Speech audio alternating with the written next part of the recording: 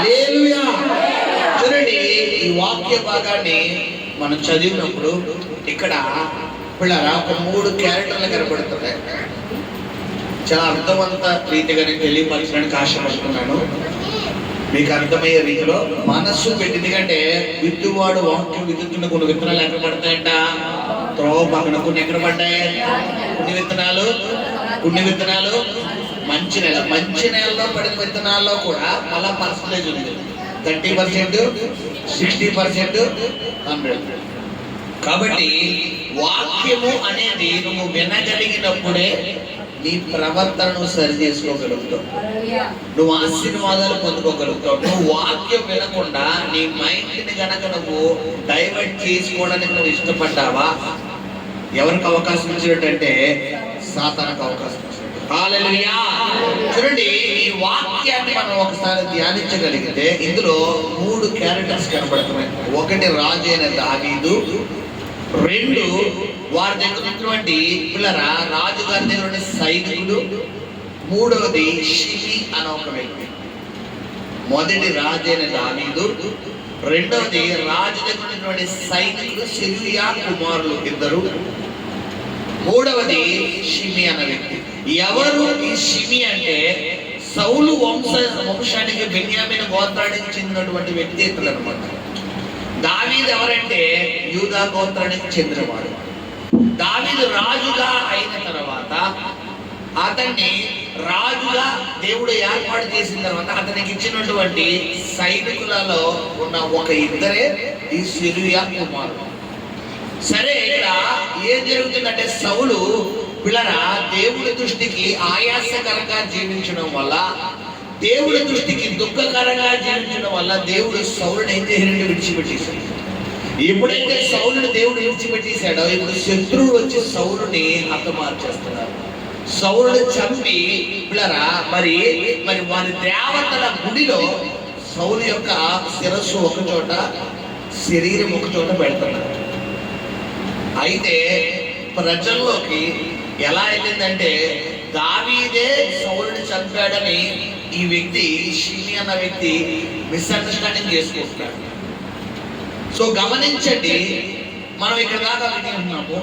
అయితే ఇక్కడ రాజుగా ఉన్న ఒక వ్యక్తిని, అధికార స్థానంలో ఉన్న ఒక వ్యక్తిని, ఒక సామాన్యుడైన వ్యక్తి నోటికి వచ్చినట్టు మాట్లాడొచ్చా, మాట్లాడకూడదా? ఇప్పుడు సామాన్యమైన వ్యక్తికి ఒక సామాన్యమైన వ్యక్తిని తిట్టేటట్టు ఒక అర్థం ఉంది. ఒక అధికార స్థానంలో ఒక రాజుగా, ఒక ప్రైమ్ మినిస్టర్, ఒక చీఫ్ మినిస్టర్, ఒక ముఖ్యమంత్రి, ఒక ప్రధానమంత్రి స్థానంలో ఉన్న ఒక వ్యక్తిని ఒక సామాన్యుడు నోటికి వచ్చినట్లు బూతులు మాట్లాడితే శపించొచ్చా అంటే శపించకూడదు.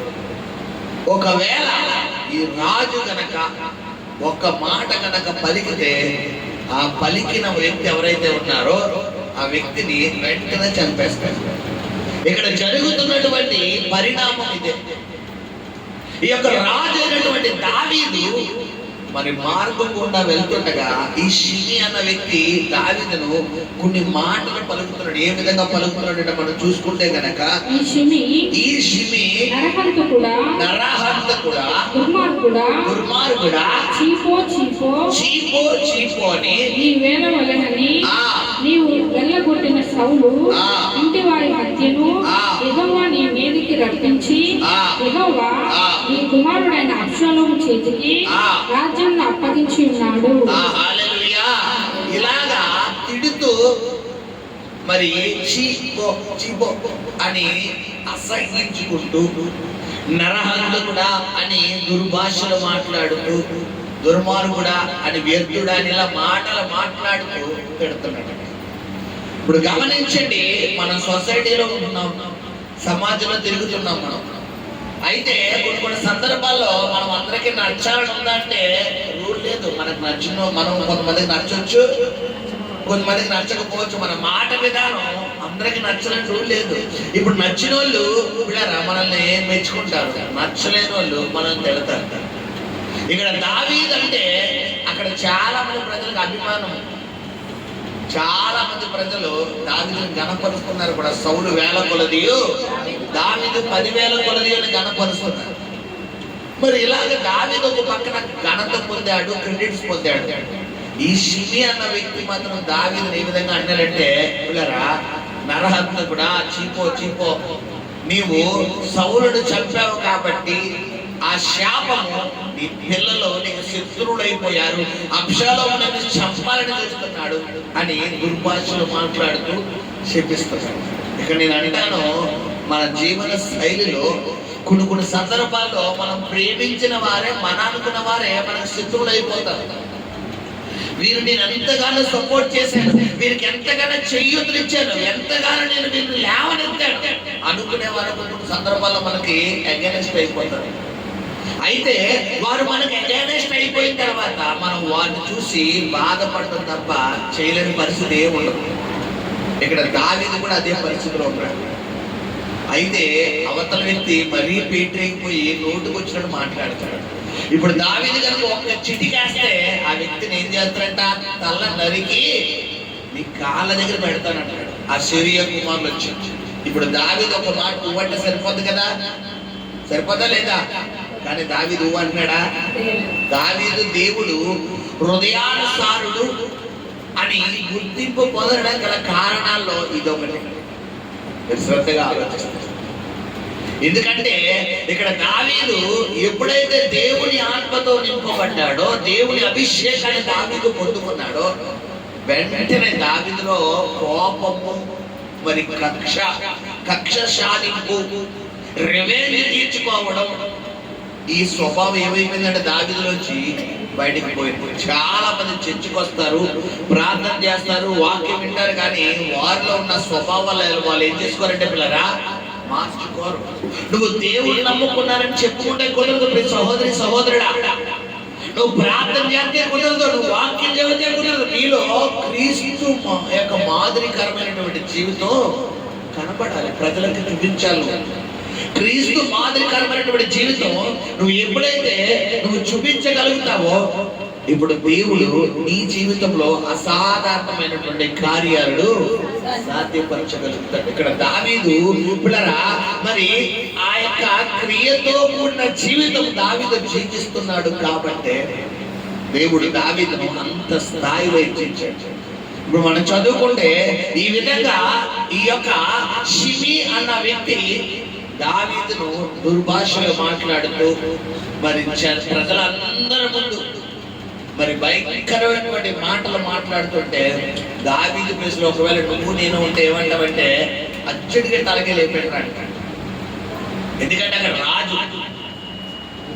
రాజు ఇప్పుడు రాజును ఒక మాట అంటే వెంటనే ఆ వ్యక్తిని ఏం చేయొచ్చు, చంపేయచ్చు. కాబట్టి దావీదు చంపిన అక్కడ కేసు అవుతుంది అంటే అవదు. ఎందుకంటే కేసులు అంటే తీర్పించింది ఎవరక్కడ? దావీదు. ఇప్పుడు దావీదు విరోధంగా ఎవరైనా ఉంటాడు అక్కడ? ఎవడో లేడు. కానీ దావీదు ఎవరికి భయపడుతున్నాడు? దేవుడికి భయపడుతున్నాడు. నువ్వు దేవుడికి భయపడాలి. నీ సహోదరుని ఒక మాట అనాలన్నా, నీ భర్తనో, నీ భార్యనో, నీ బిడ్డలో, నీ తల్లిదండ్రుల్లో, నీ అన్నదమ్ముల్లో, నీ అక్కచెల్లో ఒక మాట నీ నోరు జారి అనాలంటే నీకు భయం రావాలి. నీకు భయం వచ్చినప్పుడే దేవుడిని నేను చెప్తాడు. కొంతమంది నోటికి ఏముండవంటే బ్రేక్ ఉండవు, నాటికి బ్రేక్ ఉండవు, ఇంకా నోటికి వచ్చినట్టు మాట్లాడతారు. ఎదుటి వాళ్ళు బాధపడతారు, బాధపడరు, ఈ మాట అనేది ఉంటుంది, ఆనందం ఉంటుంది, ఇలా పలకొచ్చు పలకూడదు, ఇలా పలికితే ఒకవేళ దేవుడి నుంచి దూరం అవుతానా, దేవుడు ఉగ్రత నా మీద కొడతానన్న ఆలోచన ఉంటుందంటే ఉండదు. మీరు మాట్లాడాల్సిన అంతా మాట్లాడేసిన తర్వాత 2 అక్షరాలు పదం చెప్పేస్తారు. ఏంటది? సారీ. ఏదో కోపంలో అలా అన్నాను, ఏదో తొందరపడలు అలా అంటున్నాను, ఏదో ఆ టైంలో అలా అనేసరి కావాలని అంటానా, నువ్వంటే నాకు ప్రేమ లేదా, ఈ మాట్లాడేస్తా. ఇప్పుడు బైబిల్ ఏం చెప్తుందంటే పిల్లరా, నీ నాలుక చాలా పవర్ కలిగింది. గమనించి సహోదరుల, దావీదు ఏం చేస్తున్నాడంటే ఆ షిమి అన్న మాటలన్నీ వెళ్ళిపోయాడు, అక్కడ నిలబడ్డాడు. ఏమని అంటాను, మన కళ్ళ ముందు ఎవరైనా ఒకడైనా సీకి పెట్టుకుని తిడితే ఉప్పు కారం తిన్నాడు అన్నది ఎవరికైనా ఏమవుతుంది? పౌరుషం వస్తుంది. ఉప్పు కారం తినలేదు అంటే అది వేరే విషయం. ఉప్పు కారం తినకుండా మనం కూరలు తింటామా? కనీసం కొంచెం ఉప్పు తక్కువైతేనే హైవేలోకి వెళ్ళిపోతుంది మన బండి. ఉప్పు తినకూడదు, కారం తక్కువైతే ఎందుకు వచ్చింది వెంటనే పడేకి కూరలో మసాలా తక్కువ చెప్పాలి. ఇప్పుడు ఉప్పు కారం తిన వాళ్ళందరికీ ఏమవుతుంది పిల్లరా? పౌరుషం వస్తుంది, కోపం వస్తుంది, ఇరిటేషన్ వస్తుంది. దావీదు గారు ఉప్పు కారాలు తింటారా లేదా? పైగా ఎవరైనా రాజనంతా ఇంకా కూడా ఏముండదు పిల్లరా? ఇంకేమవుతుంది? ఇంకా పౌరుషం వస్తుంది, ఇంకా అతనికి ఇంకా పౌరుషం వస్తుంది, ఇంకా ఆలోచన వస్తుంది. అయితే మనం చూసుకుంటే కనుక దావీదు పలుకుతున్న మాట చూడండి ఎలా ఉందో మనం చదువుకుంటే కనుక పిల్లరా. మరి 9వ వచనం చదువుతున్నాడు. సిరియా కుమారుడైన అభిషేక్ నా ఏలిన వాడవును రాజులకు నన్ను శపింపనేలా ఏంటమ్మా? నేను వాడిని చేరబోయి 10వ వచనం అటుకు రాజు సెరూయా కుమారులారా మీకును నాకును ఏమి పొందు? అబ్బబ్బబ్బబ్బ ఏమండి తిట్టే ఉండరా? తిట్టే ఆ శాపాలు మనం అంటామా? నోరు లెగిసిందంటే గోపు పగిలిపోతాడు. ఏంటి మాట్లాడుతున్నావు? ఇంకోసారి చెప్పు. ఏంటి తిడతావేంటి? పట్టు చెప్తాం. ఇది తీసుకెళ్ళి లోపలేసేయండి రా, జైలు వేసేయండి రా. మనం చేతిలో ఏముంది? అధికారం. దావీదు పొట్టెక్కలేదు.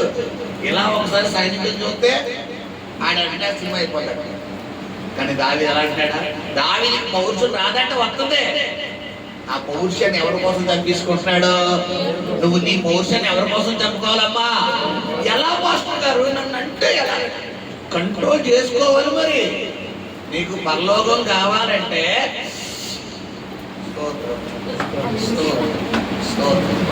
ఏమవ్వాలి? బీపీ ఏమవ్వాలి? ఏడ్చుకు వెళ్ళిపోకూడదు. చాలా మంది బ్లడ్ ప్రెషర్ ఏమవుతుందమ్మా? బీపీ అంటే ఏంటి?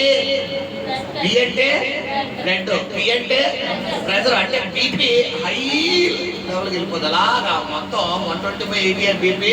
కొంతమందికి 170 అయిపోతుంది, 180 అయిపోతుంది, 200 అయిపోతుంది. లెవెల్ పెరిగిపోతుంది. నన్ను అన్నావు కదా, నన్ను అన్నావు. నేను కాకపోతే పట్టింపులు అంటారా?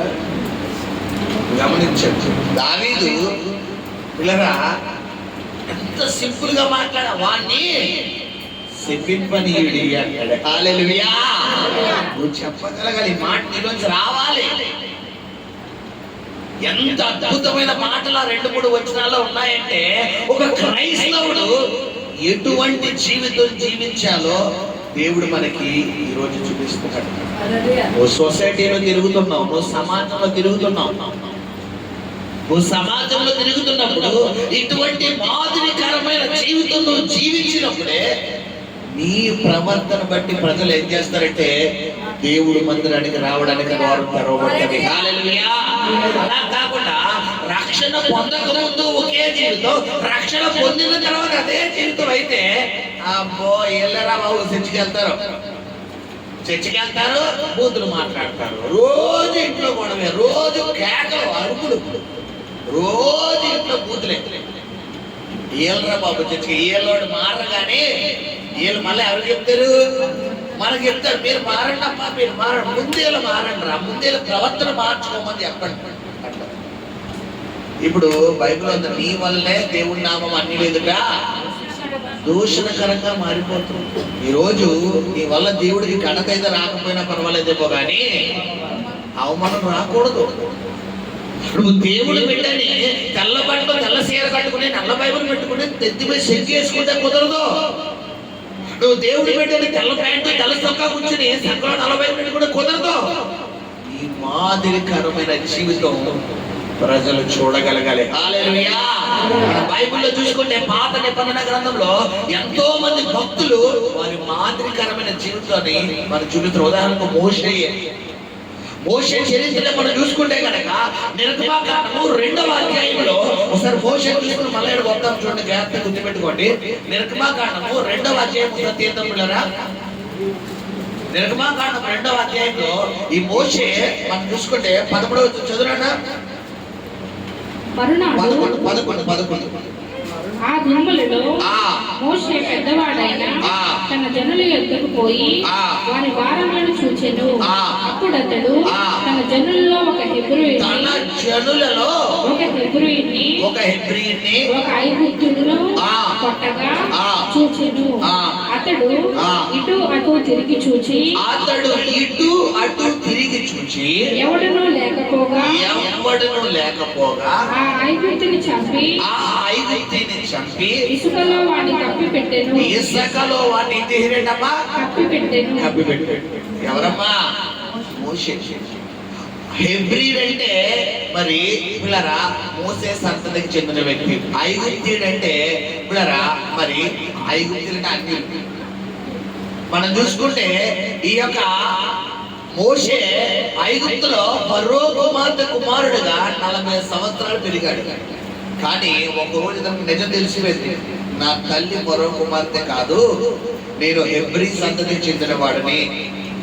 ఈ యొక్క ఫరో మా యొక్క సంతతిలో ఉన్న మగవారు అందరినీ కూడా చిన్న బిడ్డల్ని చంపాలని చూస్తున్నప్పుడు నా తల్లి నన్ను జమ్ము పెట్టెలో వేసి నైలు నదుల్లో వదలగా ఈ ఫరో కుమార్తె స్నానం చేయడానికి రాగా ఈయన చూసి మరి తన దగ్గర నన్ను చిన్నప్పటి నుంచి పెంచుకుని ఈ రోజు మరి ఒక సైనికుడిగా నన్ను తయారు చేసింది. కాబట్టి నా ఒరిజినల్ తల్లి, నా నిజమైన తల్లి ఈవిడి కాదు, నా తల్లి మరి హెబ్రీయురాలు అని ఇతనికి తెలిసిపోయింది.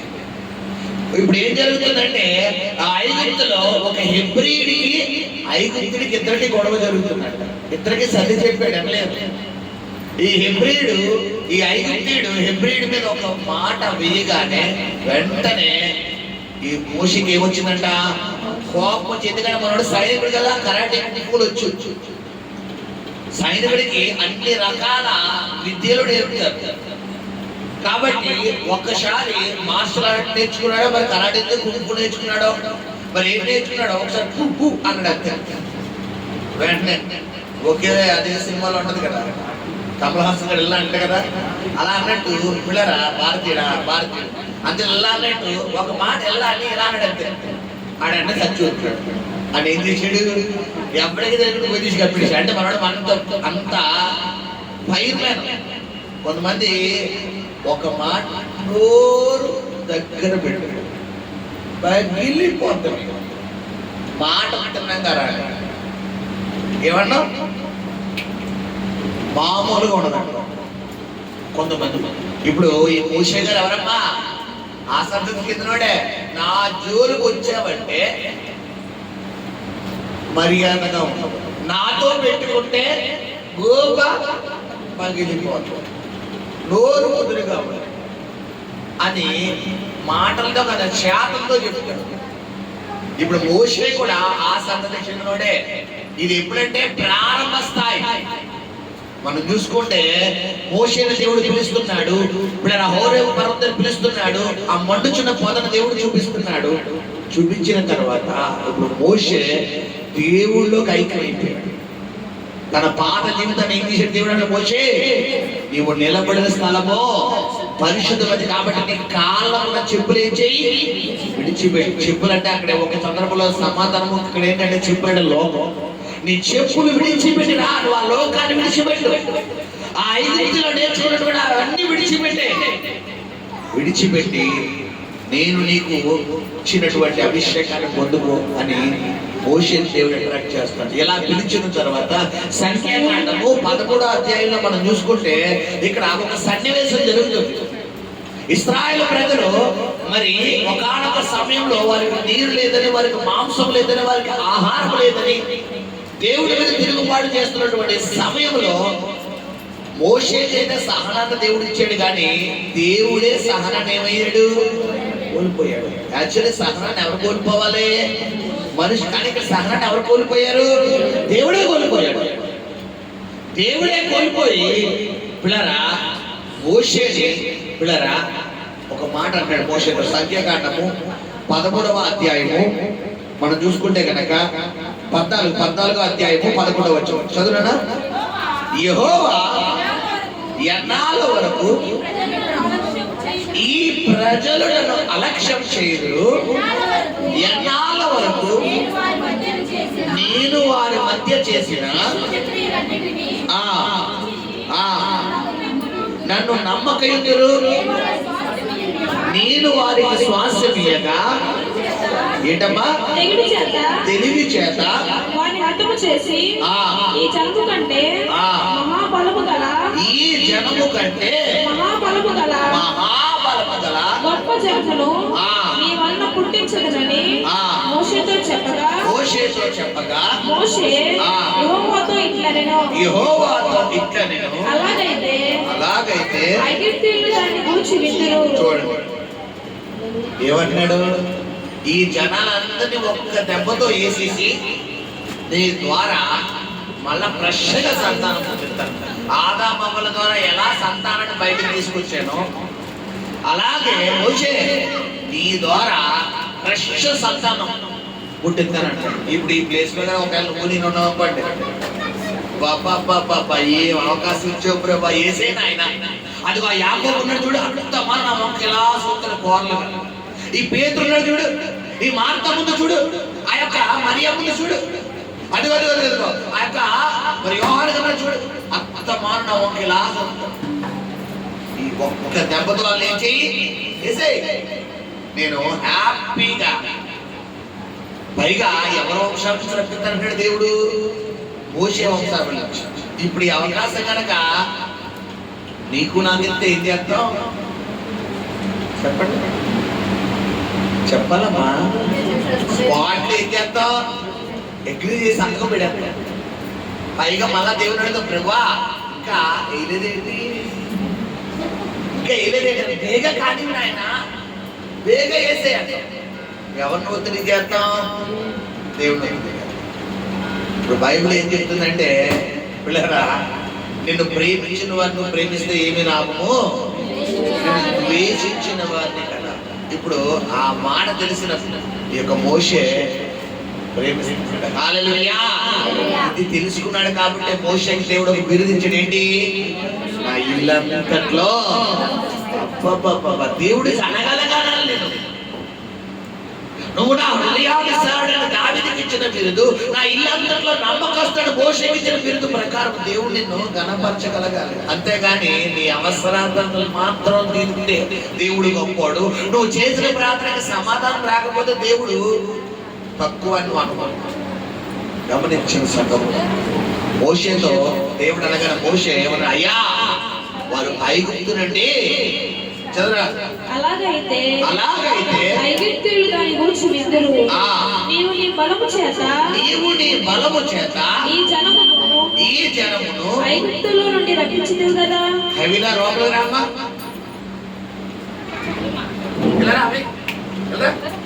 అభిలా తన వల్ల పిల్లడు ఇష్టమైపోయింది. ప్రవళికి వెళ్ళాలి, మీ అందరికీ పెళ్ళి అయిపోయింది. రాత్రి అయ్యాక మొత్తం పెళ్ళి అయిపోయింది. ప్రవళికి రావాలి, మొత్తం పిల్ల రావాలి. మీ వల్ల బయట ఎవరు వాడుకుంటారు. కూర్చో కూర్చో. ప్రాంతం అయ్యి వరకు లేచారంటే మీ పెళ్ళి అయిపోతుంది. ఇక్కడ హల్లెలూయా.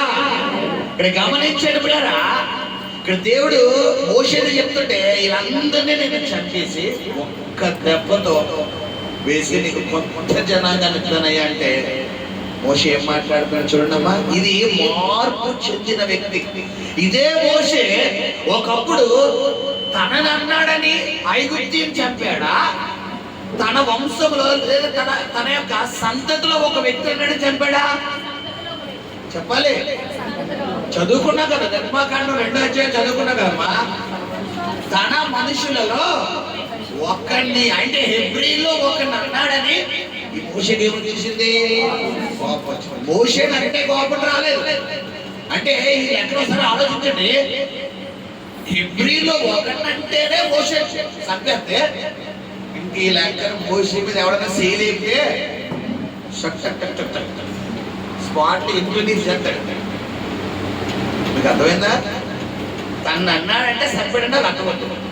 ఇప్పుడు ఎవరిని అంటున్నారు అక్కడ, ఐగుప్తీయుడు హెబ్రీయులు ఇద్దరు దెబ్బలాడుకుంటారు, గొడవ ఉంటుంది అతనికి.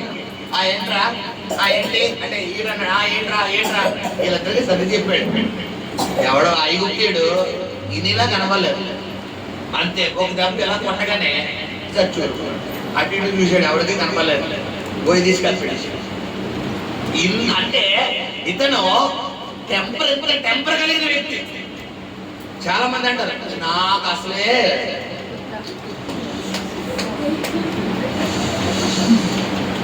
నేను రక్షణ పొందాను కాబట్టి సరిపోతుంది, దేవుడు ఒక్కసారి అంటారు.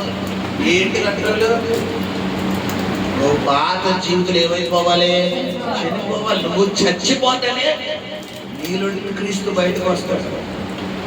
అంతమానుడికి పౌరుషం వచ్చేస్తుంది, అంతమానుడికి కోపం వచ్చేస్తుంది. ఒక మాట అంటే నువ్వు పడతలేదు, నీవు వేదికి వెళ్ళిపోతున్న హై లెవెల్ కంటే. కానీ నీలో క్రీస్తు లేడు. నీలో క్రీస్తు లేకపోతే నువ్వు పరలోకం వెళ్ళావు. చూసుకో, గమనించండి. మోషే పాత జీవితంలో కోపం ఎక్కువ, ఎంత కోపిష్టంగా మీరు చూపించారు. ఇప్పుడు కొత్త స్టైల్. ఇప్పుడు ఆ యొక్క పర్వతం దగ్గర ఎప్పుడైతే మండుచున్న పొదను మోసే చూడగలిగాడో తనలో ఏమొచ్చేసింది? ఇప్పుడు మార్పు వచ్చింది. మండుచున్న పొదనే పరిశుద్ధాత్మ. నువ్వు దేవుడు ఆత్మతో ఎప్పుడైతే నింపబడ్డావో నీలో ఏం రావాలి? మార్పు రావాలి. నువ్వు వాక్యం చదువుతున్నప్పుడు, నువ్వు ప్రార్థన చేస్తున్న నీలో మార్పు రావాలి. మార్పు ఇంకా రావట్లేదంటే నువ్వు వేషధారణ కలిగి ఉన్నావు అని అర్థం. బైబిల్ ఉంది, వ్యభిచారులుగా నా దగ్గర స్థానం ఉందేమో కానీ కొంతమంది నోరు పోతే బూతులు, ఎటకారంగా మాట్లాడితే బూతులు, డబుల్ మీనింగ్ డైలాగ్. నోరు పోతే బూతులు, కోపం వస్తే బూతులు. ఓ భార్య లేదు, ఓ భర్త లేదు, తల్లి లేదు, ఒక బిడ్డ లేదు, నోరు పోతే పచ్చి బూతులు. నీలో ఇంకా మార్పు రాలా. నీలో మార్పు వస్తేనే నువ్వు పరలోక రాజ్యం చేసుకోవచ్చు. నీలో మార్పు రాకుండా నువ్వు పరలోకంలో. సోదరి గమనించు. ఇప్పుడు మోషే ఏం చేస్తున్నాడంటే తనలో ఏమొచ్చేసిందమ్మా? మార్పు వచ్చేసింది. మార్పు వచ్చేది. ఇప్పుడు తన మార్పును సాక్షాత్ ఎవరు కనబరుస్తున్నాడు? దేవుడు అంటాడు అందరినీ వేసేస్తాడు. మోషే దెబ్బతో అంటుంటే మోషే చాలా అద్భుతమైన మాట మాట్లాడుతున్న మాట చదువుకు ముందుకు వెళ్తా. చదువునాడా? అలాగైతే ఐగుప్తీయులు దాన్ని గూర్చి విందురు. నీవు నీ బలము చేత ఈ జనములో ఐగుప్తులో నుండి రప్పించినది కదా. వీరు నీ దేశ నివాసులతో ఈ సంగతి చెప్పిద్దరు. యెహోవాను నీవు ఈ ప్రజల మధ్య ఉన్నావని, యెహోవాను నీవు ఆముగా కనబడవాడవని, నీ మేఘము వారి మీద నిలుచుచున్నదని, వారి మీద నిలుచుచున్నదని, నీవు పగలు మేఘస్తంభములోను రాత్రి అగ్ని స్తంభములోను వారి ముందర నడుచుచున్నావని వారు విని ఉన్నారు కదా. కాబట్టి నీవు ఒక దెబ్బతో ఈ జనులను చంపిన ఎడలా, జాగ్రత్తగా మాట్లాడించండి, ఒక్క దెబ్బతో ఈ జనులను చంపిన ఎడలా ఈ కీర్తిని గురించి విన్న జనములు ప్రమాణపూర్వకముగా ఈ జనులకు ఇచ్చిన దేశమందు వారిని చేర్చుటకు శక్తి లేక యెహోవా వారిని అరణ్యంలో సంహరించినని చెప్పుకొందురు. ఇప్పుడు యాక్చువల్ నేను అంటాను, ఎవరెవరికి చెప్పాలి? దేవుడు మోషేకి చెప్పాలి. మోషే ఎందుకయ్యా కోపం నుంచి ఎందుకు పేటరైపోతున్నావు? నాయకుడు అన్నాక నీకు ఎంత జ్ఞానం ఉండాలి, ఎంత ఓర్పు ఉండాలని అడగాలి. ఇక్కడ సీన్ రివర్స్ అయిపోయింది. మోషే దీర్ఘశాస్త్రం ఎలా వచ్చింది చెప్పాలి.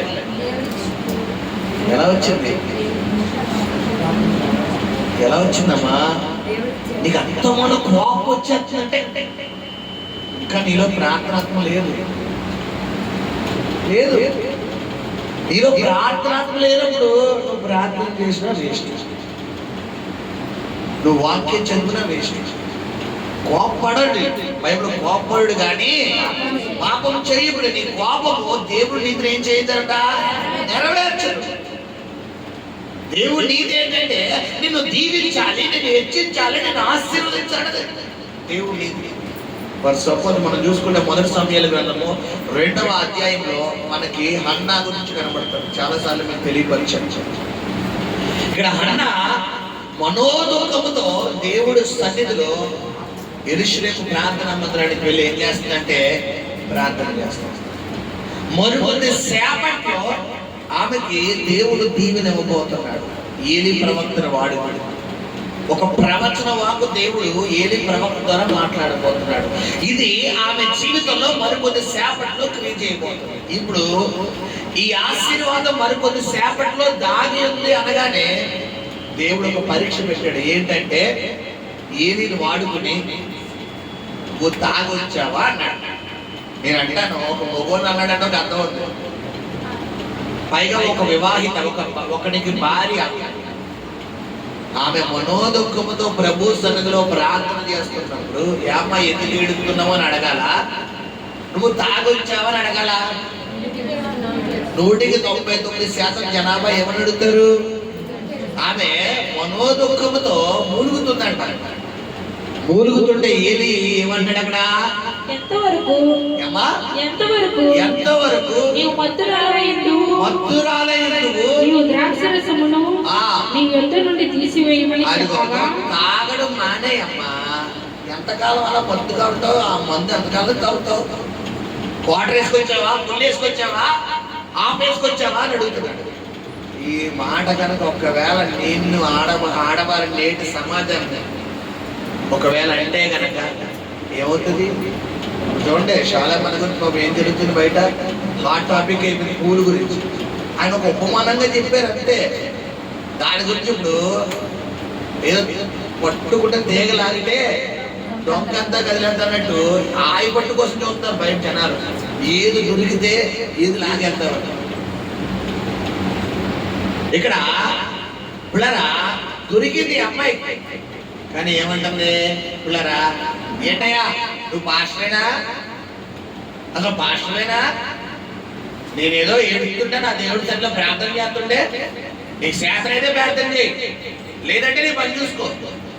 అంతేగాని తాగి ఉంటారంటవా నువ్వు రాయించామన్నది అని మనం ఇచ్చిన అంత మర్యాదగా మాట్లాడతాం.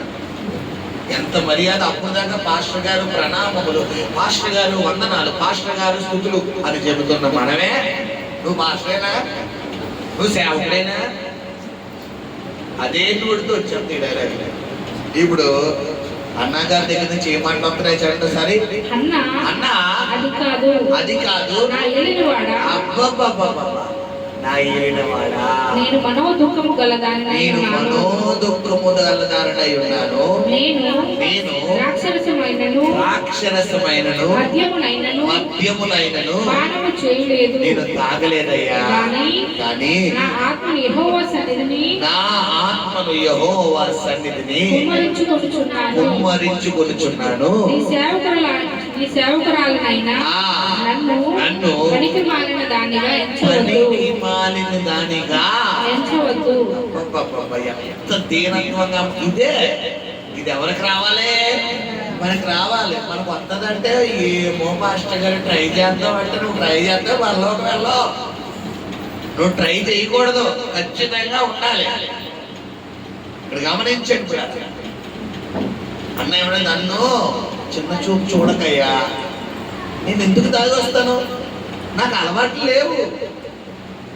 నేనేదో నాకున్న బాధతో దేవుడి సన్నిధిలో కన్నీరు కాదు. బహుశా నీకు అలా కనపడ్డదేమో అని ఈ మాట అనగానే వెంటనే దేవుడు ఇప్పుడు ఏలిని వాడుకుని ఏమన్నాడమ్మా? ఏలి నువ్వు క్షేమంగా వెళ్ళు, ఇశ్రాయేలీయుల దేవునితో నీవు చేసుకొనిన మనవిని ఆయన దయచేయును గాక. హల్లెలూయా! శబ్దముగా దేవుని స్తోత్రం చెల్లిద్దాం. ఇప్పుడు నేను అంటాను, ఒకవేళ పాస్టర్ గారితో ఏంటయ్యా అంటున్నావు, మర్యాదగా మాట్లాడు. ఏ తేడా పడక మా ఆయన చెప్పమంటావా, మా ఆయన తీసుకురమ్మంటావా అని 4-5 డైలాగులు కనుక అన్న వేసిందనుకో, నువ్వు క్షేమంగా ఇల్లు నా బిడ్డ, ఇశ్రాయేలీయుల దేవుడు నీకు తోడే ఉంటున్నా కాక నువ్వు ఏదైతే మనవి చేసావో ఈ మాటలు వస్తాయా? ఏలి అలా వెళ్ళిపోతాడు. సరే, ఇప్పుడు నేను అంటాను, నీ కోపము దేవుడి నీతిని నెరవేర్చదు అంటే ఇక్కడ హన్నా గనక కోపడితే ఏలీ నోట్లోంచి వచ్చే ప్రవచనం వచ్చేదా? ఇప్పుడు నీ నోట్లోంచి కోపం వస్తుంది, కోపం కలిగిన మాట్లాడుతున్నాయంటే రేపు పొద్దున్న నీకు ఏం దాగలే చెప్పాలి? ఆశీర్వాదం. నువ్వు ఆ కోపాన్ని ఇలా కంట్రోల్ చేసుకోగలిగావు. ఇప్పుడు ఏమవుతుంది? అప్పుడు ఆశీర్వాదం నీ ఇంట్లోకి టింగ్ టింగ్ టింగ్ టింగ్ ఏంటి మాస్టర్ గారు ఎన్నిసార్లు కూలమంటారు అన్నావు అనుకో, ఆశీర్వాదం 10 అడుగులు అడిగాడు. నేను అంటాను, ఏ ఏలినైతే దేవుడు వాడుకుని పరీక్ష పెట్టాడో అదే ఏలి నోట్లో వచ్చింది. ఇప్పుడు ఒకవేళ ఏలి ద్వారా పరీక్ష పెట్టి ఇంకో సేవకుడు ద్వారా ఆశీర్వాదం దేవుడు ఇవ్వచ్చు కదా, అవునా కదా? ఇప్పుడు మరి సపోజ్ పిల్లరా, మనం ఎవరినైతే ప్రేమిస్తున్నామో వారి ద్వారానే మనకి హెడేక్స్ వస్తాయి, వారి ద్వారానే మనకి ఘనత రప్పించగలడా లేదా?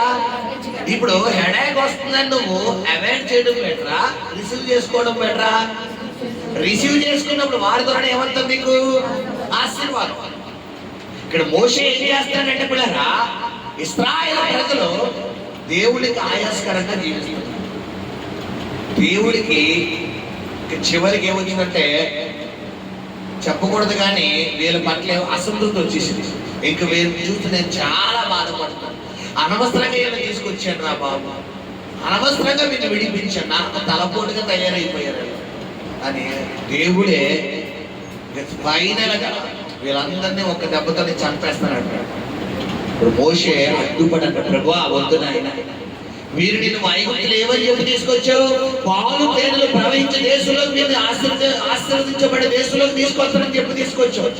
తవ్వని బావి నీరుస్తారన్నావు, కట్టని పొరుగుల్లో ఉంచుతున్నావు, నాటని పండ్లను తినిపిస్తారన్నావు, పాలు తేనెలు ప్రవహించే కానాడ దేశంలో వీరిని ప్రవేశపెడతారని, వీరికి పగటి కూడా మేఘస్తంభంలో రాత్రి కూడా అగ్ని స్తంభంలో తోడుగా ఉంటామని నువ్వు చెప్పు తీసుకొచ్చావు. ఇప్పుడు కనుక వీళ్ళ అరణ్యంలో కనుక వీళ్ళందరినీ నువ్వు చంపేసావా, ఒక్కడు కూడా మిగలకుండా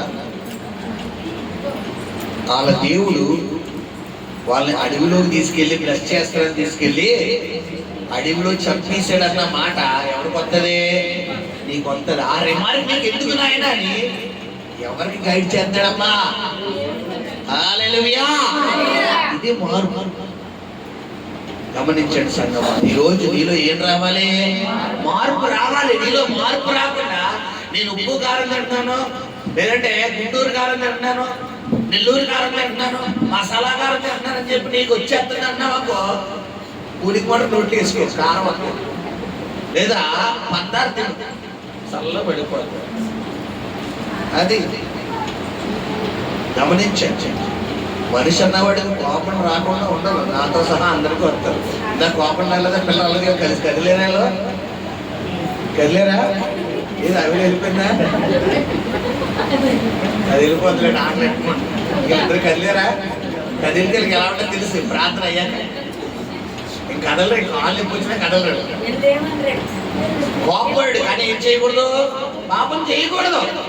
మరొకటి, నీ కోపం ఎలా ఉండాలంట? సూర్యోదయం నుండి సూర్యాస్తమయం. అంటే ఈ రోజు ఉదయం ఇంట్లో గొడవైందనుకో, సాయంత్రానికి ఒకవేళ భార్య మాట్లాడుకోండి, పొద్దున పొయ్యో నోరుచుకుని పడిపోయింది భార్య లేదా భర్త, సాయంత్రం ఇంటికి రాగానే భర్త రాగానే కూర్చుని తిన్నాం అని ఫస్ట్ ముందు ఎవరు కట్టాలి? భార్య కట్టాలి. ఫస్ట్ ముందు ఎవరు కట్టాలి? భర్త కట్టాలి. నీ కంచం నీదే, నా కంచం నాదే, నీ మంచం నీదే, నా మంచం నాదే, నీది నీదే, నాది నాదే అన్నావు. ఇప్పుడు ఏముంది చెప్పాలి? నేను అంటాను, ఈ రోజు గొడవ పడ్డారు, రేపు పొద్దున నీకు ఆశీర్వాదం రాబోతుంది. రేపు పొద్దున నీకు వచ్చే ఆశీర్వాదం ఇంకో 10 రోజులు, ఇంకో నెల రోజులు, ఇంకో సంవత్సరం ఎక్కడికి తింటావు నువ్వు? నీ చేతులారా నువ్వే అనకండి. ఎందుకంటే సూర్యోదయం నుండి సూర్యాస్తమయం వరకు ఉండమన్నాడు పాపం. మనం ఏం చేసాం?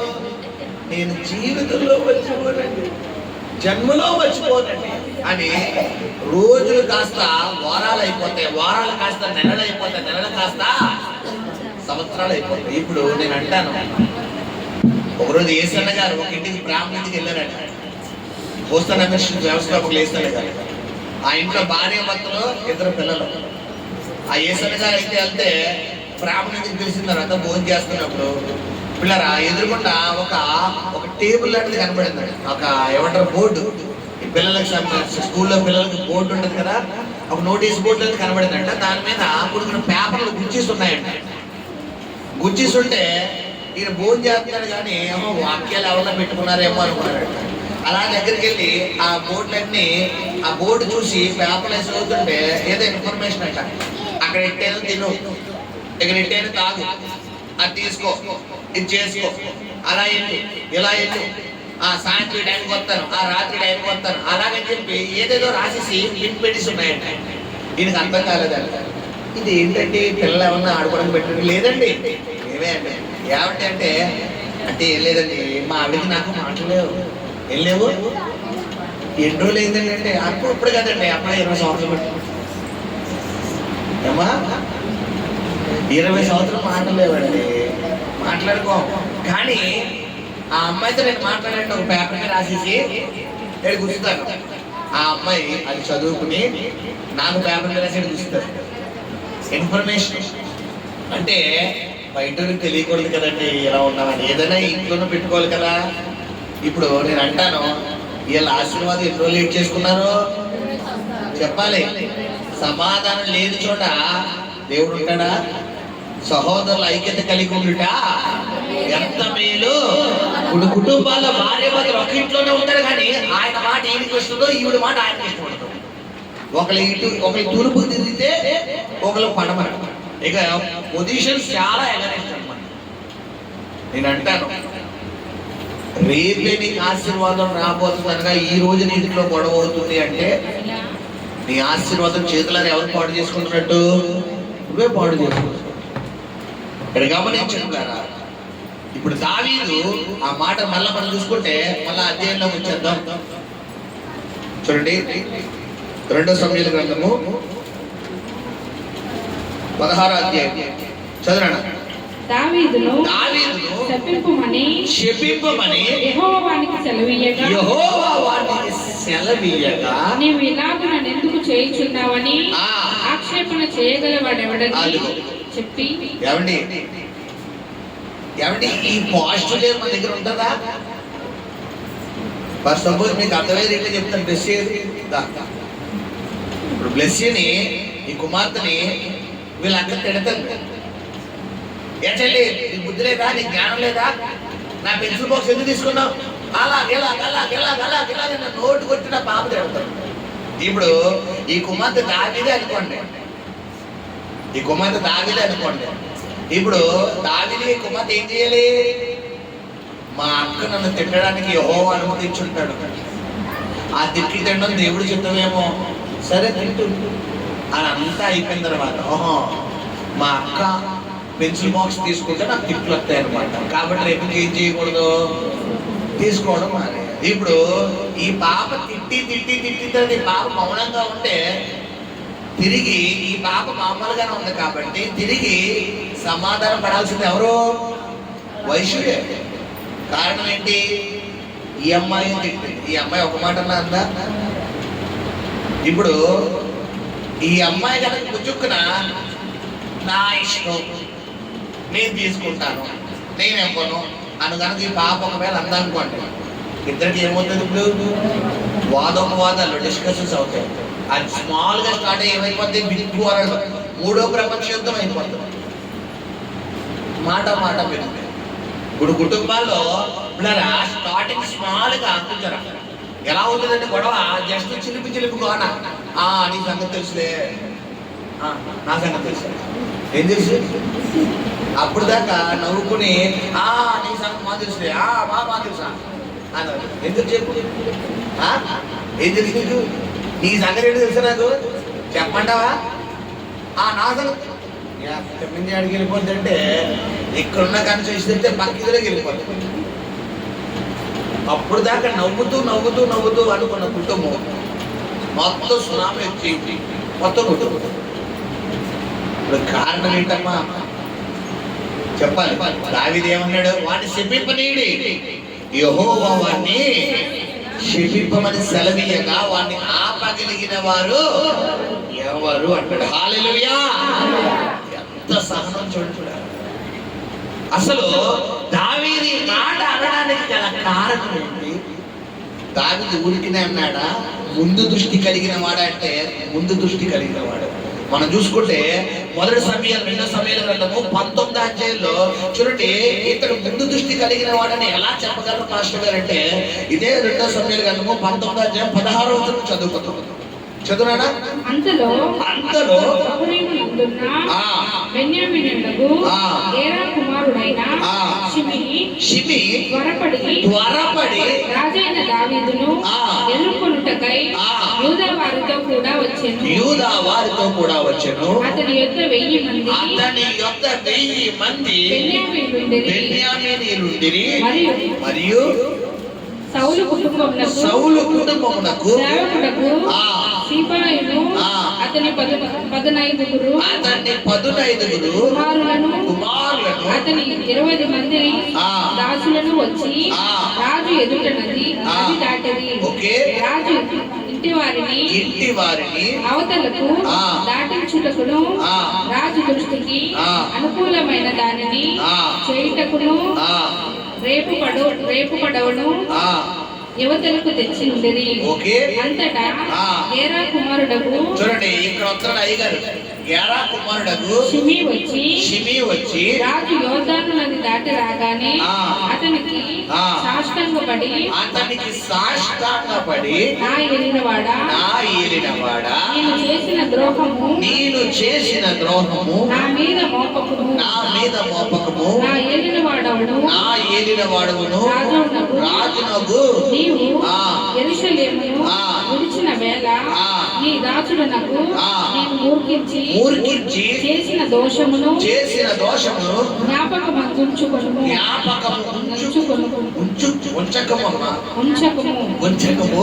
మనస్సునందుంచి కొనకుము. నేను పాపము చేసేదనని నాకు తెలిసినది కనుక యోసేపు వారందరితో కూడా నా ఏలినవాడవును రాజునకు నిన్ను ఎదుర్కొనుటకై నేను ముందుగా వచ్చి ఉన్నానెను. అంతటా సెరూయా కుమారుడకు అభిషేకి యెహోవా అభిషేకించిన వారిని శపించిన ఈ షిమీ మరణమునకు పాత్రుడు కాడా అని అనగా, చూడండి అని ఈ షరియా అంటాడు రాజా ఆల్రెడీ ఎందాక కదా ఒక్క మాటను అని ఏం చేస్తాను తలకాయ నరికేస్తాను. ఇప్పుడు మళ్ళా వస్తున్నాడు. ఇప్పుడు నేను అంటాను మరికొద్ది సేపట్లో దావీదుకి విజయం రాబోతుంది అన్నప్పుడు దావీదు విజయాన్ని చెడగొట్టేవాడు ఎక్కడున్నాడు? పక్కన ఉన్నాడు. కొన్ని సందర్భాల్లో నీకు దీవెన రాకపోతే నేను చెడగొట్టాడు పక్కన ఉంటాడు. నీ బంధువు, నీ భర్త, నీ భార్య, నీ పెట్టో, నీ కొడుకో, నీ తల్లి, నీ స్నేహితుడు ఎవడు అంటాడు. మనం ఏం చేస్తాం అనుకున్న సందర్భాల్లో పాజిటివ్ ఏమంటారు మంచి నిర్ణయం తీసుకోవాల్సిన మనం ఈ పక్కన చెత్త ఐడియాని బట్టి ఏం చేస్తాం? మనకేమో లోపల లేదు దేవుడే చూసుకుంటాడు, వదిలేద్దాం దేవుడు కలుగుతాడు. పక్కన అస్తలక్షలు వేసే పర్వాలేదు వేసే. ఇప్పుడు వేసే అన్నది లోపల నుంచి వచ్చిందా పక్క నుంచి వచ్చిందా? ఇప్పుడు పక్క నుంచి వచ్చినాడు ఏమన్నాడు? సిరియా కుమార్ ఆల్రెడీ ముందు అన్నాడు, రాజా ఒక్క మాట చెప్తే వేసేస్తానంటాడు. దావీదు ఏమన్నాడు? వారు బాబు యెహోవా ఈ వ్యక్తిని శపించమని అనగా అతడు దేవుడే సెలవీయగా ఆపగలిగిన వాడు ఎవడు అని అనగా నా నోరు పూసేస్తున్నారు. మళ్ళా ఇక్కడ వచ్చి రాజా సాష్టాంగ పడిపోతాడు. ఎవరో ఏ వ్యక్తి అయితే రాజును తిట్టాడో, ఏ వ్యక్తి అయితే రాజును దుర్భాషలు మాట్లాడాడో, ఏ వ్యక్తి అయితే రాజును అవమానకరంగా మాట్లాడాడో అదే వ్యక్తి ఒకడైనా ఇంకా 1000 మంది తెచ్చుకున్నాడా? 1000 మందిని తెచ్చుకుని రాజుగారు తిరిగి యెరూషలేము వస్తున్నారని తెలుసుకోగానే రాజుగారి ముందు ఈ 1000 మంది ఒకడు 1001 మంది రాజుగారి ముందు ఏం చేస్తున్నారంట? సాష్టాంగ నమస్కారం చేసేసి, నువ్వు మమ్మల్ని క్షమించకపోతే మేము మాత్రం మోకాలు దిగము, మేము పైకి లేగము, ఇదిగో మేము చేసేది తప్పే, మా మీద నేరం మోపం, బుద్ధి తక్కువై గడ్డి తిని నోటికి వచ్చినట్టు మాట్లాడు, మమ్మల్ని క్షమించయ్యాలి. ఇప్పుడు నేను అంటాను, మాట పడినప్పుడు దావీదు సహించిన దానికి దేవుడు ప్రేమించేసాడు చెప్పాలి. తన సైనికులు ఇద్దరు ముందు శ్రద్ధగా ఆలకించాలి. ఇద్దరు ముందు దావీదును అవమానపరిచాడు. అంటే ఎంతమంది ఉన్నారు అక్కడ? సెరూయా కుమారులు ఇద్దరు, దావీదు, షిమీ, ఈ నలుగురే. ఈ నలుగురిలో షిమీ అన్నవాడు దావీదు అన్నాడు. చూస్తుంది ఎంతమంది? ఇద్దరు. ఎవరెవరు చూస్తుంది? ఈ సిరియా కుమారులు ఇద్దరు చూస్తున్నారు. అంటే ఎంతమంది ఉన్నారు ఇక్కడ? నలుగురు. ఇప్పుడు ఎంతమంది వచ్చారు? 1000 మంది ముందు దావీదుకి క్షమాపణ చెప్పడం బెటరా, ఇద్దరు ముందు దావీదుని వేసేయడం బెటరా? చెప్పాలి. నేను ఎవడైతే అన్నాడో వాళ్ళందరూ రాను దినాల్లో నీ బంధువులు, రక్త సంబంధి, నీ స్నేహితులు, చుట్టాలు అందరి ముందు దేవుడు నీ తలను పైకెత్తించడం అన్నవాడి నోడుతోనే నీ తలను పైకెత్తించడం బెటరా, ఈ బలంగా దేవుడు అని వేసేయడం బెటరా? చెప్పాలి. మనం ఏమని ప్రార్థన చేస్తున్నాం? ఈ రాత్రి నువ్వు వెళ్ళు, ఏసై ప్రభు, ఓ చెన్నకేసరెడ్డి మరి ఏసై అంటాం. మన ప్రాంతం చాలా ప్రభు ఇప్పుడు వెళ్ళినాయన, నువ్వు వేసేనా? నీ దేవుడు వేసే దేవుడు కాదమ్మా, క్షమించే దేవుడు. ప్రేమతో చంపేస్తాడు ఆయన, తెలుసా నీకు? ఆయన చంపేదాకా ఎవరిదాన్ని ఉన్నావు? కత్తులు కటార్లు వాడు దేంతో చంపేస్తాడు? ప్రేమ. ఎంత ప్రేమతో చంపేస్తాడంటే ఆయన్ని చంపడానికి వచ్చిన వాడిని సైతం ఏం చేస్తున్నాడు? తండ్రి ఏమి చేయించున్నారు వీళ్ళని, నేను క్షమించగానే ఆ సైనికుల్లో ఒకడు ఏమైపోయాడంట? మారిపోయాడు. ఈరోజు నువ్వు చూపించాలి మాదిరి. నీలో మాదిరి వస్తేనే నీ బంధువులు మారుతారు. నీలో మాదిరి వస్తేనే నీ భర్త మారుతాడు, నీ భార్య మారుతాడు, నీ బిడ్డలు మారుతారు. నీలో మాదిరి లేని జీవితం ఎందుకు? పాత జీవితంలో ఏమైపోవాలి? బాప్తీసం ఇచ్చినప్పుడు చనిపోవాలి. నీకు ఇప్పటికీ కోపం వస్తుందంటే ఇంకా నువ్వు చనిపోలేదు. ఇప్పటికీ నీలో అసూయ వస్తుందంటే ఇంకా చనిపోలేదు. ఇప్పటికీ నీలో స్వార్థం వస్తుందంటే ఇంకా చనిపో. నీలో క్రీస్తు లేడు. నీలో క్రీస్తు లేనప్పుడు నువ్వు వ్యర్థం. గమనించండి సర్వ ఎలా ఉంది. ఇప్పుడు దావీదు అంటాడు, ఆ మాట అనగానే పక్కనున్న సైతాను మళ్ళా సిరియా కుమారులకు దూరిపోయి, వీడు రాజును శపించాడు కాబట్టి వీడు మరణానికి పాత్రుడయ్యా అంటే మళ్ళా దావీదు ఏమంటాడు అక్కడ? దావీదు సిరియా కుమారులారా నీకును నాకును ఏమి పొందు? ఇట్టి సమయమున వీరు నాకు విరోధులగుదురా? ఇశ్రాయేలు వారిలో ఎవరైనను ఈ దినమున మరణ శిక్ష నొందుదురా? ఇప్పుడు నేను ఇశ్రాయేలు వారి మీద రాజునైతున్నను సంగతి నాకు తెలిసి ఉన్నదని చెప్పి ప్రమాణము చేసి నీకు మరణ శిక్ష విధింపనని షిమీతో సెలవిచ్చాను. సరిపోయిందా? ఇప్పుడు దావీదు దేవుడు హృదయానుసారుడు అవడానికి కారణాలు ఏంటి? ఇయే. నువ్వు ఓన్లీ ప్రార్థన చేస్తే కుదరదు, వాక్యం చేస్తే కుదరదు. క్రియలేని విశ్వాసము. నీవు క్రియతో కూడిన భక్తి ఉండాలి. నీలో మార్పు రావాలి. నీ చూపులో మార్పు, నీ మాటలో మార్పు, నీ క్రియలో మార్పు. కొంతమందికి మెంటలెక్కేస్తారు. ఒక అరగంట వరకు మొహం ఎలా ఉంటుంది తెలుసా పిల్లరా? చెప్పనా? ఇలాగా ఒక్కరు లోపం వచ్చేస్తుంది. ఇలాగ సూర్యులో మండిపోతారు.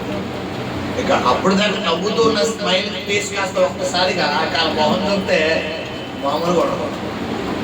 నీలో ఆ స్వభావం ఇంకా వస్తుందంటే నీలో క్రీస్తు లేడు. క్రీస్తు బైబిల్లో ఒక చోట కోపడ్డాడు. ఎక్కడ? దేవాలయంలో, తండ్రి దేవాలయంలో అక్కడే కోపడ్డా. ఎక్కడ కోపడ్డాడు ఆయన? మరి నీకు అంతమంది కోపం వచ్చేస్తుంది ఏమా? నువ్వు అంటే కోపం, అంటే కోపం, కూర్చుంటే కోపం, నుంచుంటే కోపం, నిలబడితే కోపం, పడిపోతే కోపం, భర్త ఇంటికి వస్తే కోపం, రాకపోతే కోపం, బేగా వస్తే కోపం, లేటుగా వస్తే కోపం, రాకపోయినా కోపం, వచ్చినా కోపం, ఫోన్ ఎత్తినా కోపం, ఎత్తకపోయినా కోపం. మరి చెప్పాలి, మార్పు కలిగి ఉన్నామా? కంటిన్యూ చేయగలమా? చెప్పాలి, కలిగి ఉన్నాం. నువ్వు మార్పు కలిగి ఉన్నావు. దావీదుకి ఒక పరీక్ష. అక్కడ నేను అంటాను, మార్చి ముగిస్తాను. దావీదు కనుక అంటే ఆ వ్యక్తిని ఏం చేసేవాడు? చంపేసేవాడు. ఇప్పుడు దావీదు కనుక ఆ షిమి అన్న వ్యక్తిని కనుక చంపితే దావీదుతో పాటు ఆ షిమితో పాటు 1000 మంది కూడా వచ్చేవారా? ఇప్పుడు 1000 మంది దావీదు దగ్గర లోబడే మనస్తత్వం ఎవరు తీసుకురాగలిగారు? షిమి తీసుకురాగలిగారు. ఇప్పుడు అదే షిమీని కనుక దావీదు చంపితే ఎంతమంది షిమీలు తయారయ్యేవారు చెప్పాలా? 1000 మంది షిమీలు తయారయ్యేవారు. ఇప్పుడు 1000 మంది షిమీలు చంపితే 10,000 మంది షిమీలు. ఇప్పుడు ఎక్కడ దావీదు సంస్థానంలో కొన్ని రోజులకు దావీదు రాజ్యం నిలబడేదా? ఇప్పుడు దావీదు దేంతో కొట్టాడు చెప్పాలి? నువ్వు దేంతో కొట్టాలి చెప్పాలమ్మా? కడప బాంబుతో కొడు. అంతేనా? ఒక్క బాంబు వేసేయి. బాంబుతోనే కొట్టాలి. దేంతో కొట్టాలి? ప్రేమతో కొట్టా. పోలే నా భర్తే కదా, పోలే. సపోజ్ భార్య మధ్య గొడవ అయిందనుకోండి, అప్పటిదాకా ఒక మాట అంటే 100 మాట్లాడాలి. అప్పటిదాకా ఆయన ఒక మాట అంటే ఆవిడ ఒక మాట నేను 100 మాట్లాడతా. ఇప్పుడు అలా పొయ్య పొయ్య పొయ్య పొయ్య మంచిలేమన్నా తింటేనా కూలింగ్ వాటరా అడుగుడు సైలెంట్గా కూర్చుని అడిగిపోతున్న భర్త బయట ట్రై చేయండి ఎప్పుడైనా అసలు ప్రయత్నించండి. ఏడు ఫాస్టింగ్ ట్రై చేస్తారండి మనం ఎప్పుడు చేసేది అదే. ట్రై చెయ్యాలి. ప్రయత్నించదే ఏది రాదుగా. ఆ సిచ్యువేషన్స్ లో ఏం గుర్తురావు. కనీసం మొహం కూడా మనకి ఏమనిపించదో చూడకూడదు. కానీ బైబిల్ ఏం చెప్తుంది? క్రియలేని విశ్వాసము మృతము. నువ్వు కలిగి ఉండాలి. నువ్వు కలిగి ఉంటేనే నీలో క్రీస్తు కనబడతాడు. నువ్వు క్రీస్తు నీలో కనబడితేనే సొసైటీ నిన్ను బట్టి ఏం చేస్తారో ప్రభు దగ్గరికి వస్తారు. హల్లెలూయా. అయ్య బాబాయ్, ఒకప్పుడు చాలా కోపండి బామ్మ ఓడిపోయి నిజంగా దేవుళ్ళలోకి వచ్చాక మారిపోయాడండి బాబు, నిజంగా ఈయన బట్టి నువ్వు వచ్చేసావండి బాబు అని ఎవరు చెప్పాలి? నీ బంధువులు చెప్పాలి. ఆడండి బాబు ఒకప్పుడు ఎలా ఉన్నాడో ఇప్పుడు ఆడ ఎందుకంటే చర్చకొచ్చిన వాడు రాకపోయిన వేస్ట్ అండి. మా అమ్మాయి వేస్ట్ అండి బాబు. ఒకప్పుడు ఒక కోపే, ఇప్పుడు చర్చకలు వచ్చిన తర్వాత బైబిల్లో ఎంతమంది కోపిస్టులు అన్ని చదివేసిందండి. కొంతమంది పాజిటివ్ తీసుకుంటారా, నెగిటివ్ తీసుకుంటారా? నెగిటివ్గా తీసుకుంటారు. నువ్వు పాజిటివ్ తీసుకో. బైబిల్లో కోపం ఒక అక్క ఉంది, ఎవరు తెలుసా? యెజబెల్ అక్క. అది ఎవరిని గ్రిప్లో పెట్టుకుంటుంది? ఏకంగా భర్తను గ్రిప్లో పెట్టుకుంటుంది. భర్తను వెళ్ళి నాబాత్ అనే వ్యక్తి ద్రాక్ష తోట గురించి నాకు ఆ ద్రాక్ష తోట కావాలి నేను అడిగాను, అతను ఏమన్నాడని చెప్పి అన్నాడు. అంతే. నీ భర్త వెళ్ళి భార్య అనగానే నువ్వు వెళ్ళి ఫోన్ చేయి. ఎవరెవరు చెప్తున్నారు? యాక్చువల్లీ ఎవరెవరు వెళ్ళి చెప్పాలి? భర్త వెళ్ళి భార్య చెప్పండి, వెళ్ళి ఫోన్ చేయండి. కానీ రివర్స్ కొన్ని కుటుంబాల్లో గేమ్ రివర్స్ అయిపోద్ది. నువ్వు వెళ్ళి ఫోన్ చేయండి, చూసుకుంటాను. ఎవరు అక్కడ? అమ్మగారు చెప్పండి. ఆ నాబాత్ అన్న వాడి దగ్గర వెళ్ళంటారు. ఆ ఇల్లు ఆడ జాతర వేసేట్రా చంపేసి ఆడ ద్రాక్ష తోటలో మరి నా భర్త పేరు మీద రాయించాడు. కొన్ని కుటుంబాలు యెజబెల్ ఉంటారు. నువ్వు ఎలిజబెత్ ఎలిజబెత్ ఎవరో? జకరియా భార్య, యోహాను తల్లి. యెజబెల్ సైతాన్ కా అంబాసిడర్. ఇప్పుడు కుటుంబాల్లో అపవిత్రాత్మలు పట్టిన దురాత్మలు పట్టిన స్త్రీలు ఉంటారు, అపవిత్రాత్మలు పట్టిన పురుషులు ఉంటారు. వీళ్ళ దగ్గర ప్రార్థన విషయం ఇస్తేవా దేవుడే చేశాడండి, దేవుడే చేశాడు, ఏం చేశాడు? నువ్వు అన్ని రోజులు నీ జీవితం అంతే, నీ జీవితాంతం తలకొట్టుకోవడం. అలా కాకుండా లేదండి, ఈరోజు వాక్యం ద్వారా దేవుడు నాతోనే మాట్లాడాడు. ఆ దావీదు వలె ఒకవేళ ఇప్పుడు దాకా నేను కూడా వచ్చిన ఆశీర్వాదం కోల్పోతున్నాము. ఆ సిరియా కుమారులు నీ పక్క నుండి నీ ఆడపడుచు రూపంలో, నీ అత్తగారి రూపంలో, నీ మాంగారు రూపంలో, నీ తోడుకోడల రూపంలో, నీ మరిది రూపంలో, నీ వదిన గారి రూపంలో, నీ తమ్ముడు రూపంలో, నీ అక్క రూపంలో, నీ అన్నయ్య రూపంలో, నీ స్నేహితుడి రూపంలో, నీ స్నేహితురాడి రూపంలో నీ పక్క నుండి నీకు సైట్ ఎలా చెప్తున్నారేమో. కొంతమంది రిమోట్ వెనకాల ఆపరేటింగ్. వీళ్ళు కూర్చోమంటే, వీళ్ళు నుంచోమంటే, వీళ్ళు నిలబడితే, వీళ్ళు పడుకోబెడితే వాళ్ళు పడుకుంటారు. ఒకవేళ నొక్కపోతే స్టార్టింగ్ వీళ్ళు నొక్కే వరకు వీళ్ళు ఉండిపోతారు. కొంతమంది ఆడపిల్లలు ఇంట్లో గొడవ అయితే ఎవరు ఫోన్ చేస్తారు? పుట్టింటికి ఫోన్ చేస్తారు. అమ్మా మీ అల్లుడు ఎలాగంటే అలాగా, సరే నువ్వేం చేస్తావంటే ఈరోజు అన్నం వండకు మంచిగా కొడుకు. అదేంటమ్మా పాపం, నేను చెప్తున్నాను కదా నువ్వు చెయ్యి. సరే. ఆయనేమో ఆకలి పొద్దున్నే ఇంట్లో సినిమా అయిపోయింది, మధ్యాహ్నం మ్యాట్నీ అవ్వకూడదు అనుకుని చేయకూడదని వస్తాడు. ఇప్పుడు ఏం చేస్తాడు? మ్యాట్నీకి మొత్తం రీలేసి రెడీగా ఉంటాడు. ఆ ఆవిడ ఆటలు వస్తాడు. వచ్చేసరికి ఎలా ఉంటది? అన్నం పెట్టదో ఏమంటదో ఇంట్లో మంచం ఉడుకుంటుంది. ఏంటంటే మళ్ళా మ్యాట్నీ షో అయిపోయి మళ్ళా ఫోన్ అది అన్నమాట. సాయంత్రం కూడా అన్నమాట. ఇప్పుడు ఈవినింగ్ ఫస్ట్ షో అయిపోయింది. కొంతమంది పనికి మళ్ళీ ఐడియాలు ఇస్తారు. ఈ తల్లి ఇచ్చిన ఐడియాలను బట్టి పిల్లలు వారి జీవితాలను పాడు చేసుకుంటారు. కొంతమంది భర్తలకు అంతే. ఈ భర్త అమ్మా మీ కోడలు ఎలాగంటే అలాగా అలా ఆ అమ్మాయిని పండించి మానేరా, ఆ అమ్మతో మాట్లాడవు, ఆ నాన్నతో మాట్లాడవు, ఆ చెల్లితో తమ్ముడు అక్కతో మాట్లాడవు, నువ్వు అలా చేయి ఇలా చేయండి. ఇలా చెప్పడం బట్టి వీళ్ళు ఎన్న మాటలు బట్టి వీళ్ళు మైండ్ లో పెట్టేసుకుని భర్తలకి భార్యలు భార్యకి భర్తలు కాల్చి తద్వారా జీవితం ఏమైపోతుంది? వెనకాల ఉన్న వాళ్ళు బాగుంటున్నారు, ప్రాక్టికల్ ఉన్న జీవితాలు ఏమైపోతున్నాయి? తగలబడిపోతున్నాయి. ఇక్కడ సిరియా కుమారులు ఇచ్చిన నిర్ణయం కనుక ఒకవేళ తీసుకుంటే దావీదుకి ఈ 1000 మంది భయపడేవారా? చెప్పాలి. 1000 మంది షిమి వచ్చి నేను యాక్టెడ్ షిమి తాను చెడ్డకోతి వనమంతా. ఇప్పుడు చెడ్డకోతి ఎవరక్కడ? షిమీని కనుక బిళ్ళరా షిమీలో దేవుడు భయం పెట్టాడా? దావీదు భయం పెట్టాడా? ఇప్పుడు నీ శత్రువును నువ్వు క్షమిస్తే రేపు శత్రువు నువ్వు అంటే దేవుడు ఏం పెడతాడు? భయం పెడతాడు. శత్రువు భయపడటం పెట్టరా, అంతమైపోవడం పెట్టరా?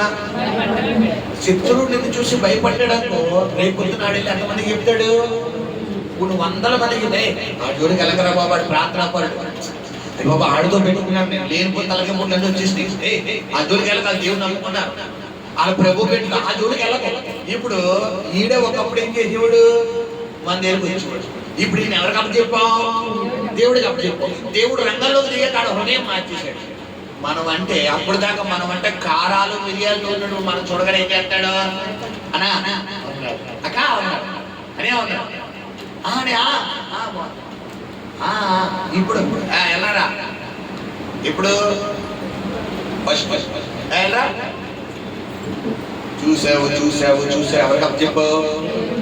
ఇప్పుడు మనం ఇప్పుడు దాకా నువ్వు రంగంలో దిగవు. ఈరోజు వాక్యంలో ఏం చెప్తున్నాను నేను? రంగంలోకి ఎవరిని నెట్టాలి?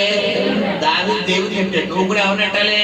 నువ్వు దేవుడిని నెట్టేటప్పుడు పక్కన వస్తారు పేర్లు. సిరియా నీ పక్కన కూడా ఉంటారు. కాబట్టి నువ్వేం చేయాలి? ఆడి మాట ఈ మాట ఏం చేయకూడదు. నేను పట్టించుకోక దృష్టిలోకి రాడు. లోపలి నా దేవుడు నీతో ఏం చేయాలి ఆయన నీకు మనసులో చెప్తాడు, అదే చేయి. హల్లెలూయా. కాబట్టి పిల్లరా నీ జీవితంలో రేపొద్దున నీకు ఆశీర్వాదం రాబోతుంది అనగా ఈ రోజు గలిపిలి చేస్తాడు. కాబట్టి గలిపిలి చెలరేగుతుంది అన్నప్పుడు నీ మైండ్ ఏమైపోవాలి? రేపొద్దున నాకు ఆశీర్వాదం ఉంది, అంతేగానే ఈ సమస్య వస్తుందని ఆలోచన రాగానే గలిపిలి ఏమైపోతుంది? మొత్తం ఒక దెబ్బతో తుడిచిపెట్టుకుపోతే. హల్లెలూయా. గమనిద్దాం దేవుడి కార్యాలు పొందుకున్నాం. ప్రార్థన. పరిశుద్ధము నమ్మకము కలిగిన ప్రియపరలోకపు తండ్రి, నీ పరిశుద్ధ పాదాలకు లెక్కలేని మహిమ గణిత ప్రభావాలు అర్పిస్తున్నాం నాయన. ఈ దినమున ఇదిగో నీ వాక్యం ద్వారా మాతో మాట్లాడి నిజమే ప్రభా మా జీవితంలో కూడా అయా ఇదిగో నాయన ప్రభా మరి ఇదిగో రాజైన దావీదుని ఇదిగో షిమి అన్న వ్యక్తి నాయన నోటుకొచ్చిన దుర్భాషలు మాట్లాడుతున్నప్పుడు ఎక్కడ కూడా నాయన ప్రభా తండ్రి దావీదు ఇదిగో నాయన ప్రభా నోరు జారలేదయ్యా. యెహోవా అతను నన్ను శపించమని యెహోవా సెలవీయగా ఆపగలిగినది ఎవరయ్యా? యెహోవా సెలవిచ్చాడేమో అని ప్రభా దేవుడి చిత్తమేమో అతను నన్ను తిట్టడం, అతను నన్ను కొట్టడం, అతను నన్ను మాట్లాడడం దేవుడి చిత్తమేమో. సరే దేవుడే చూసుకుంటాడు లేదు ప్రభా.